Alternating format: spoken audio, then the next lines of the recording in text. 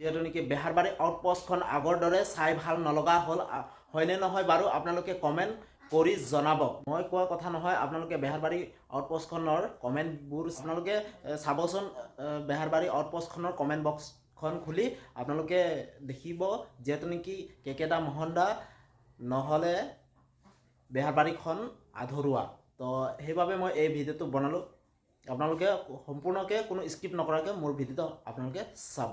কেকেদা মোহনদা বেহাৰবাৰী অভিনয় নকৰিলে যিহেতু নেকি আধৰুৱা। আপোনালোকে এই কমেণ্ট সম্পৰ্কত আপোনালোকে কি মত দিয়ে আপোনালোকে কমেণ্ট কৰি জনাবচোন।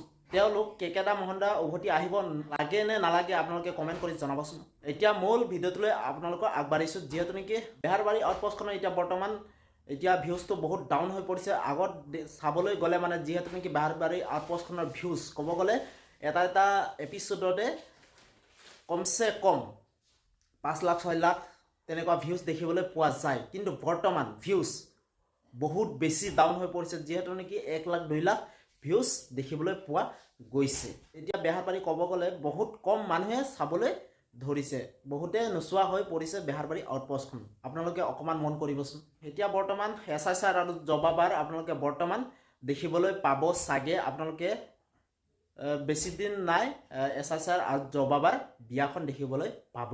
আপোনালোকে বহুত কম দিনৰ ভিতৰতে জবাবা আৰু SSRৰ বিয়াখন দেখিবলৈ পাব বেহাৰবাৰীত। এতিয়া বৰ্তমান বেহাৰবাৰী আউটপোষ্টৰ বহুত পুৰণা মানুহবিলাকো উভতি আহিছে। কিন্তু বেহাৰবাৰী কেকেদা মোহনদা নাথাকিলে, কিন্তু বেহাৰবাৰী আউটপোষ্টৰ কেকেদা মোহনদা নাথাকিলে ভাল নালাগে হয়নে নহয় আপোনালোকে কমেণ্ট কৰি জনাব।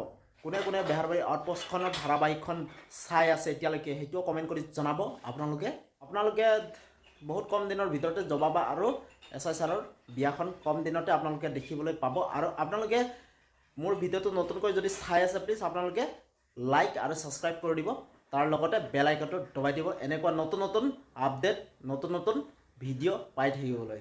গাইজ আপোনালোকে মোৰ ভিডিঅ'ৰ থাম্বনেইলখন আপোনালোকে চাই আপোনালোকে গমেই পাইছে। আপোনালোকক সম্পূৰ্ণকৈ সঁচা কথাটো আপোনালোকক জনাই দিওঁ।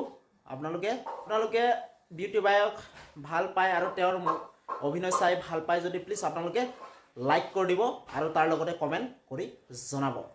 বিউটি বায়ে এটা পোষ্ট আপলোড কৰিছে য'ত বিউটি বায়ে নিজে মেডিকেলত চিকিৎসা লৈ থকা দেখা গৈছে।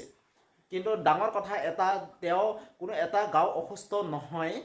আপোনালোকে দেখিবলৈ পাইছে যে তেওঁ এটা শ্বুটিঙৰ বাবেহে সেইটো গেটআপত আপোনালোকে দেখিবলৈ পাইছে। সেইটোৱে আচল কথাটো। বিউটি বায়ৰ মেইন ইম্পৰ্টেণ্টটো আপোনালোকে বেডশ্বীটত যিহেতু নেকি শুই থকা দেখিবলৈ পোৱা কথাটো। বহুতে তেনেকুৱা নিউজ দি আছে, কিন্তু আচল কথাটো তেওঁ এটা শ্বুটিঙৰ বাবেহে সেইটো গেটআপত দেখিবলৈ পাইছে। বহুতে মোক ভুল বুজি থাকিব পাৰে, কিন্তু মই আপোনালোকক সঁচা ইনফৰমেশ্যনটো জনাই দিছোঁ। যিহেতু নেকি নতুন এটা তেওঁ গানত শ্বুটিং কৰি আছে বিউটি বায়ে, যিহেতু নাম মইনা কলিজা। সেই মইনা কলিজাৰ গানটো তেওঁ শ্বুটিঙত এনেকুৱা গেটআপত আপোনালোকে দেখিবলৈ পাইছে। আৰু তেওঁৰ অভিনয় চাই ভাল পোৱাসকলে আপোনালোকে প্লিজ লাইক কমেণ্ট ছাবস্ক্ৰাইব আৰু ফ'ল' কৰি দিব। মোৰ যদি ফেচবুক পেজত যদি আপোনালোকে চাই আছে যদি এনেকুৱা নতুন ইনফৰমেশ্যন যদি পাবলৈ হ'লে মানে আপোনালোকে ফ'ল' কৰি দিব মোৰ চেনেলটো। আপোনালোকক সঁচা ইনফৰমেশ্যনটো দিলোঁ। তো মই ইমান দীঘল ভিডিঅ'টো নকৰোঁ। তো ঠিক আছে, এতিয়ালৈ বাই বাই। তো নতুন এটা ভিডিঅ'লৈ আপোনালোকক লগ পাম। এতিয়ালৈ বাই বাই। তো মই ভিডিঅ'টো ইয়াতে সমাপ্ত কৰিছোঁ। Bye bye.